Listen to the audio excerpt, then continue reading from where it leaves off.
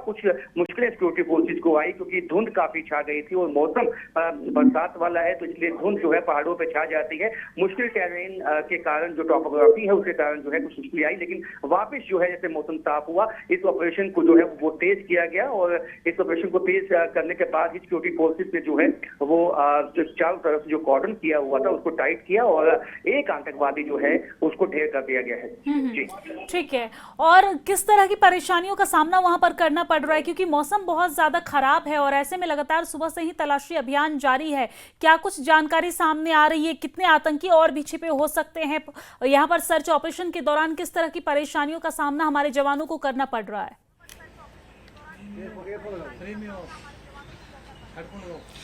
जी बिल्कुल, मैं आपको बता दूं कि देखिए जिस तरह से ये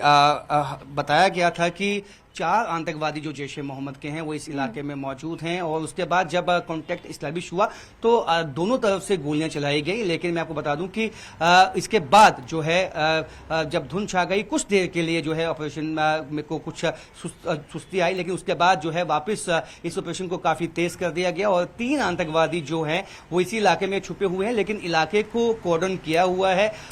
वहां पे स्पेशल फोर्सेस के जो कमांडोज हैं, सेना के जवान, paramilitary force, Jammu Kashmir police और खास एसओजी जो है इस अभियान में लगी हुई है और समूचे इलाके में जो है घेराबंदी की हुई है। और सुबह हमारी जो आईजी जम्मू जोन उनसे बात हुई तो उन्होंने ये भी बताया कि 104 एंटी टेरर ऑपरेशन जो हैं समूचे इलाके में चलाए हुए हैं। जो जम्मू रीजन की बात करूंगा, जम्मू रीजन के मुख्तलिफ इलाकों में जो है इस वक्त एक अभियान जो है आतंकवादियों के खिलाफ छेड़ा हुआ है जम्मू कश्मीर पुलिस ने, क्योंकि सूचना यह है कि जो पाकिस्तानी आतंकवादी हैं वो कुछ जम्मू रीजन में कहीं पहाड़ी इलाकों में जो है वो छुपे बैठे हैं और कोशिश यही है कि जिस तरह से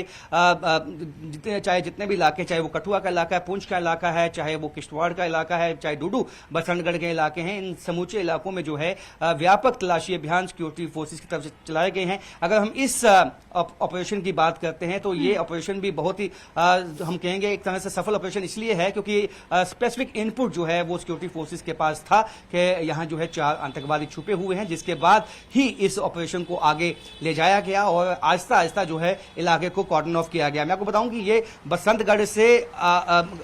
काफी दूर इलाका है, पहाड़ी इलाका है, दुर्गम क्षेत्र है और वहां पे जो है जंगल काफी घने हैं। तो ऐसे में जहां हाइड आउट देखा गया है आतंकवादियों का, वो वहां भी देखा गया है कि एक गुफानुमा जो है जगह बनी हुई है जिनका इस्तेमाल आतंकवादी ऐसे जो है छुपने के लिए करते हैं और इसीलिए जम्मू रीजन जो है आतंकवादियों के लिए एक सेफ हेवन बन जाता है, क्योंकि यहाँ पे नेचुरल जो सेफ हाइड आउट इनको मिलते हैं वो कहीं और नहीं मिलते हैं, क्योंकि कश्मीर घाटी में इनकी शेल्फ लाइफ जो है वो काफी कम हो चुकी है। वहां जब ऑपरेशन होते हैं तो ज्यादा देर तक ये आतंकवादी टिक नहीं पाते हैं और जिस तरह से यहाँ जो जम्मू रीजन में जो जंगलाती इलाके हैं, पहाड़ी इलाके हैं और जो टॉपोग्राफी और टेरेन इनका होता है, इसका फायदा ये आतंकवादी उठा रहे हैं। लेकिन सिक्योरिटी फोर्सेस ने भी इसके लिए एक प्लान है, एक स्ट्रेटजी है वो तैयार की है और उसके चलते उम्मीद यही है कि जो बचे कुछ आतंकवादी जम्मू रीजन में हैं उनको भी साफ किया जाएगा, क्योंकि पहले से ही पुलिस ने साफ कर दिया है कि जम्मू रीजन में जो पिछले 2-3 साल से आतंकवाद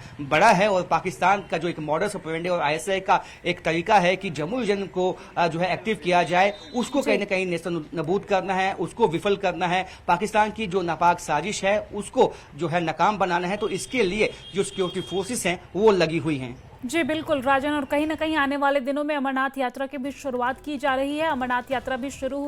हो रही है 3 जुलाई से। इसको लेकर भी यहाँ पर चारों तरफ सुरक्षा व्यवस्था बहुत ज्यादा बढ़ा दी गई है। बहुत शुक्रिया तमाम जानकारी साझा करने के लिए, हमारे साथ लाइव जुड़ने के लिए।